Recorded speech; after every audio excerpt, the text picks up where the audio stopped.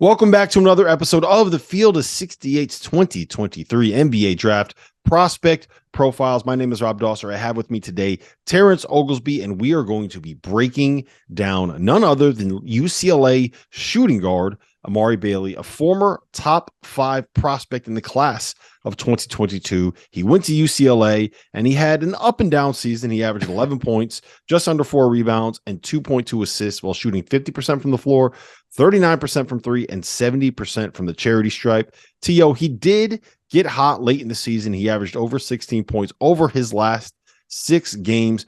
And he is a guy who, when he got going after coming back from an injury in late December and early January, he got hot, and that's when UCLA made their big run and had everybody convinced that they were a team that could win a national title before all the other injuries hit.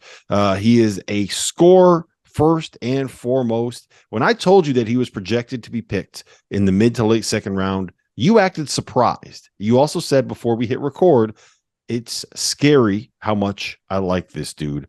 What makes you such a fan of Amari Bailey?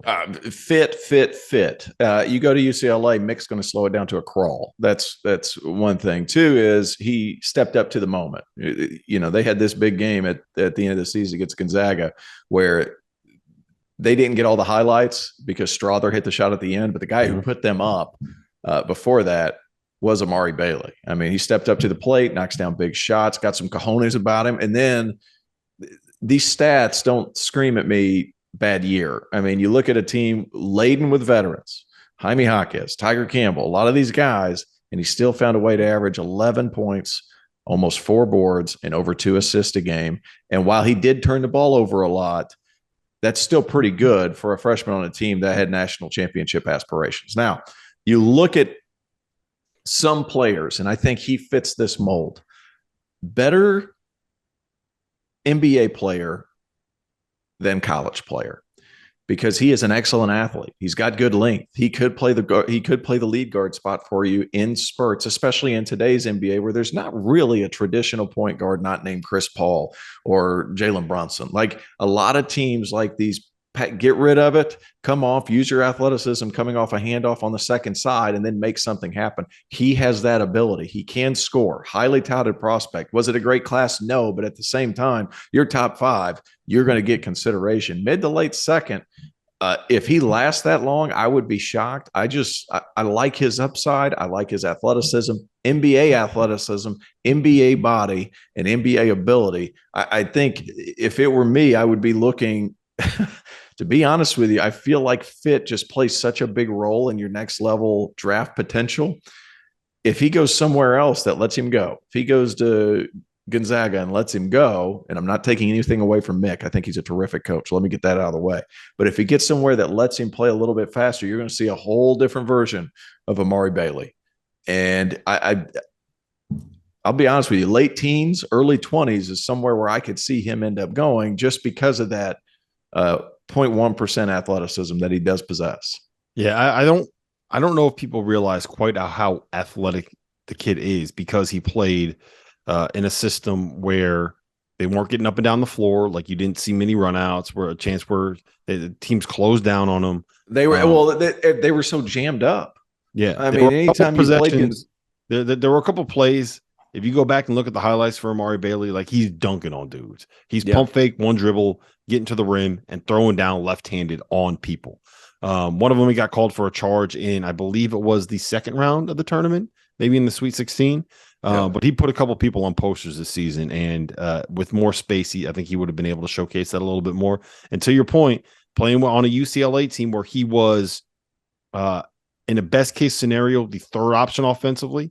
And I think you can make an argument the 5th best player on that team behind Jalen Clark. 5th best college player on that team. He was on that big team. Differentiator there. Big differentiator. Wasn't the 5th best prospect, was the 5th best player in that moment on that roster. Yeah. Yeah. And he just does so many things well that are conducive to NBA play. Guards well, can get downhill quickly, can finish above the rim, solid passer. Like that level of athleticism just doesn't come from anywhere. Like it's hard to find that with consistency to go along with that frame. I think he's got a lot of upside moving forward. Are you at all worried about the fact that like he doesn't really have a great skill, right? Does that worry you at His all with him? athleticism is his great Okay. skill. His athleticism is his great skill. His ability to push it so fast, to get a rebound, get an outlet, and be gone. Like his athleticism is his great skill. That's the differentiator between him and some of these other guards that you'll look at. I think he gets in open gyms. I don't know if he's going to the pre-draft combine. Is he doing that? Like, Everybody is. yeah. So if he's doing that and he plays in an open fluid system where you have just kind of a drag screen and you have all that room to operate, his game's going to switch. And those decisions, while they do happen faster, there is more room to see them, right? So if you get a drag screen up near half court and he's able to get downhill, those rotations in the NBA are longer. Those decisions aren't easier per se, but you're able to see them quicker because that floor is more spread out. So because of that, and because of his elite athleticism, I think Amari Bailey is a terrific value pick. If he lasts to the middle of the second round, somebody better snatch him in a hurry. Where do you stand on him as a shooter? He put up really good efficiency numbers, and he put up really good kind of spot shooting, catch and shooting numbers.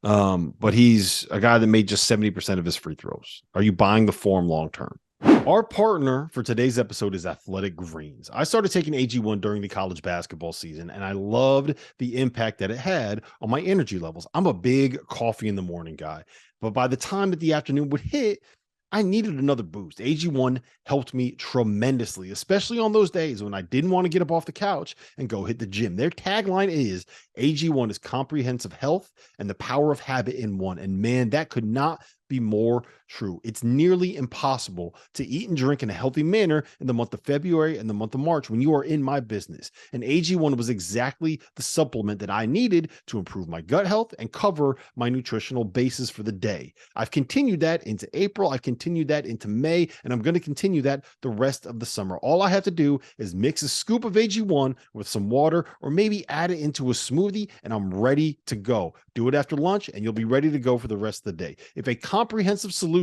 is what you need from your supplement routine, then Athletic Greens is giving you a free 1-year supply of vitamin D and 5 free travel packs with your first purchase. Go to athleticgreens.com/field68. That's field 68 FIELD, the number 6, the number 8, and you can get yours now. So check it out and help support this show. Thanks.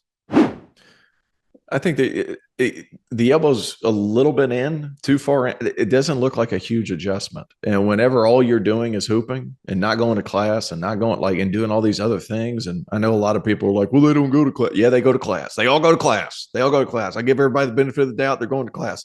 Now he's just going to be playing all the time. I think it changes the way he's going to be able to shoot. He needs to get with somebody that's really good at that. If he gets with somebody that corrects it just a little bit, I don't think it's broken. And to be honest with you, when you're that good of an athlete, you don't have to be this explosive, jump high, make everything. You just have to be good enough. And shooting 38.9% from three is good enough. If he's able to shoot mid to high 30s, I mean, his athleticism and his length on where he goes with his steps, it's going to be able to carry him. What do you think his ceiling is as a player? Are we talking like potential all-star? Or do you see that in his range of outcomes? Is this a guy that is more of a, maybe the third option on a good team kind of a deal? Could be. Now, all-star is just such a big thing. And to be honest with you, I'm not sure how many lottery picks you guys gave me. But this guy, he's somebody that could be a really good player for a long time. Now, everybody knows the athleticism eventually leaves. So he's going to have to find a skill that he really excels at. The athleticism will keep him afloat for a certain amount of time. After that, he's going to have to, find something different that can hold him on a roster.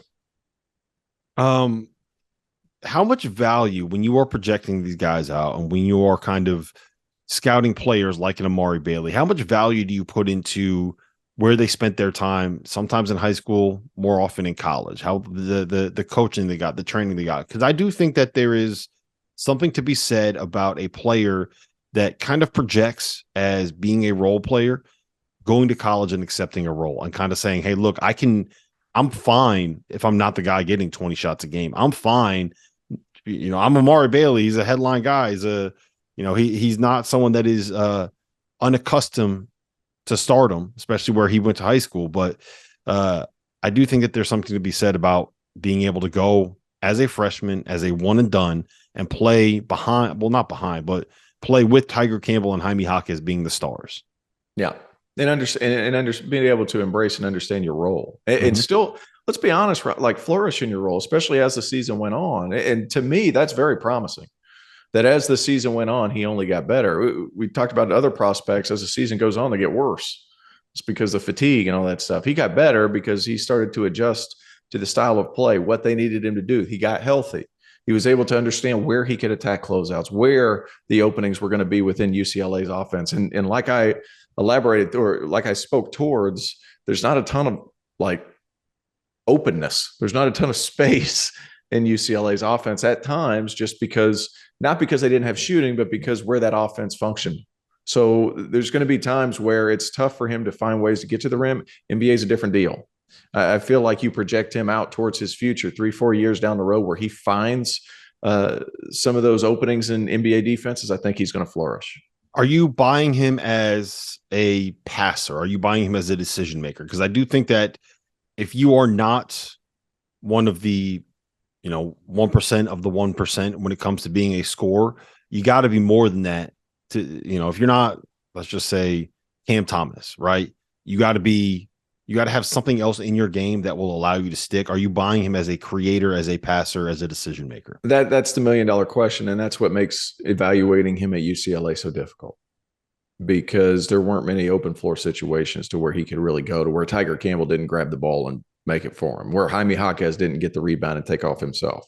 Like there's a lot of, even though he had good numbers, to me with Amari Bailey, there's a lot of mystery there as far as his long-term potential, because we didn't really get to see what he could do, right? The ball wasn't in his hands as a primary decision maker. I mean, like you said, this is a top 5 player in his high school class playing at Sierra Canyon. We all know who else has come out of Sierra Canyon. Like it's a high-level place. Is he going to be able to turn around and be elite at something? Can he be that passer? Can he be that decision maker?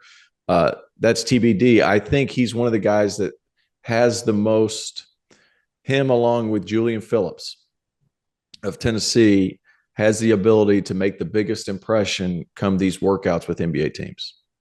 Yep. Well, we will see what happens. There's always guys that are risers when it comes to workouts, when it comes to the combine, when it comes to playing 1-on-0, when it comes to squaring up and blowing by a chair. Shout out to Yi Jian Lian. Remember him? We will see if Amari Bailey is one of those guys that makes that rise. If you want more of these prospect profiles, make sure you check the links in the description below. All of them will be down there. We have more than 60 rolling out over the course of the next 6 weeks. And make sure that you tune in the week before the NBA draft, because we will have a live mock draft with 6 NBA draft experts making every single pick. Be sure to check that out. Thank you for watching the Field of 68. If you've enjoyed what you've seen here, hit that like button, share this link with your friends, or check out the description for some other places that you can consume Field of 68 content.